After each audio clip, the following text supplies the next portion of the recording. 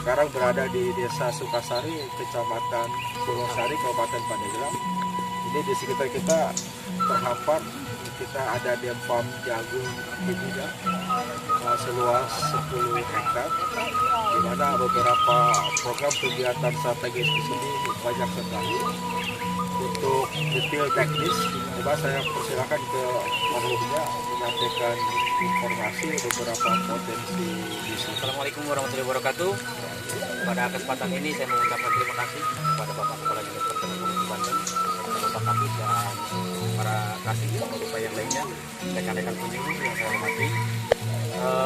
Perlu kita laporkan bahwa saat ini kita berada di kelompok tani Hurtutul, di mana kelompok Hurtutul Desa Sukasari, Kecamatan Purwosari, Kabupaten Pandeglang, di mana di sekitar kita terlihat hamparan ini jagung yang tadi sudah disampaikan Pak Kadis.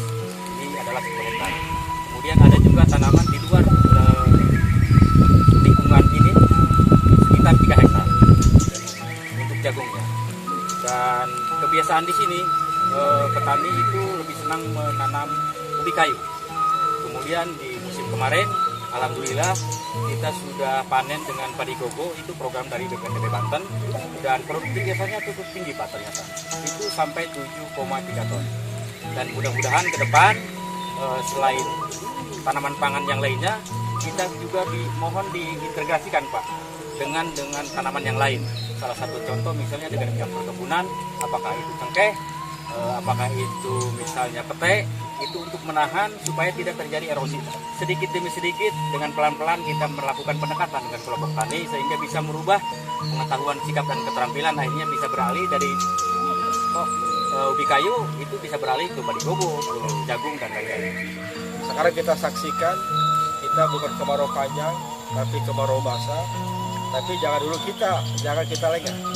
Tetap kita antisipasinya adalah kemarau panjang. Kedua, saya ditugaskan oleh Pak Gubernur bagaimana caranya ketahanan pangan di Banten termasuk di Pandeglang harus tersedia sepanjang tahun. Terutama titik rawan kita pada masa COVID-19 ini, pada masa corona. Kita pastikan sampai dengan akhir tahun pilihan pangan di Banten di sini. Ini kebetulan medannya di kawasan Gunung Asipan. Prinsipnya tetap aspek konservasi alam tetap menjadi perhatian. Saya juga di pertanian Banten merakat juga pada fungsi perkebunan.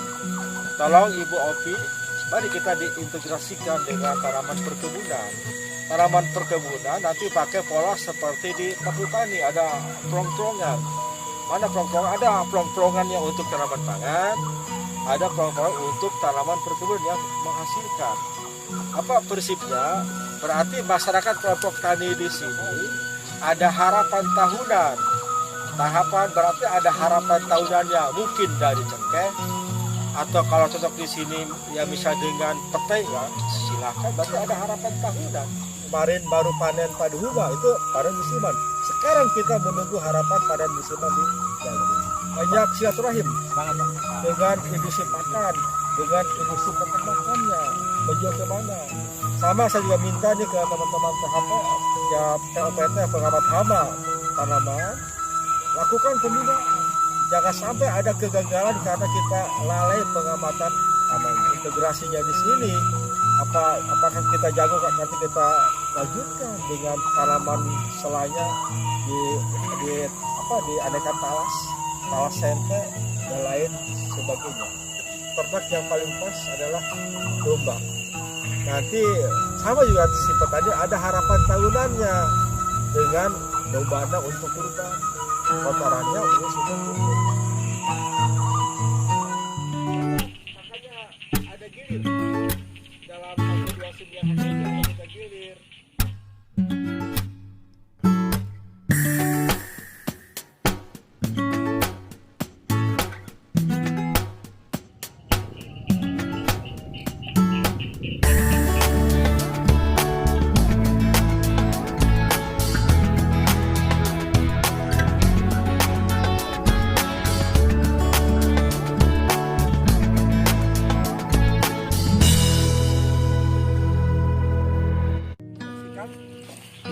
Lokasi mina padi, ikan dengan padi sawah, ini ikan masnya ikan mas lokal.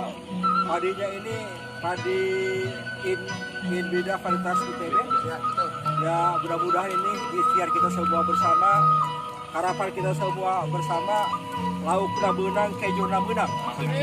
Laukna menang, sanguna menang, nasinya menang. Insya Allah ketahanan pangan masyarakat Kecamatan Pulau Sari, mobil khusus Oranji, ya bisa terpenuhi ya. Ya Pak. Bismillahirrahmanirrahim.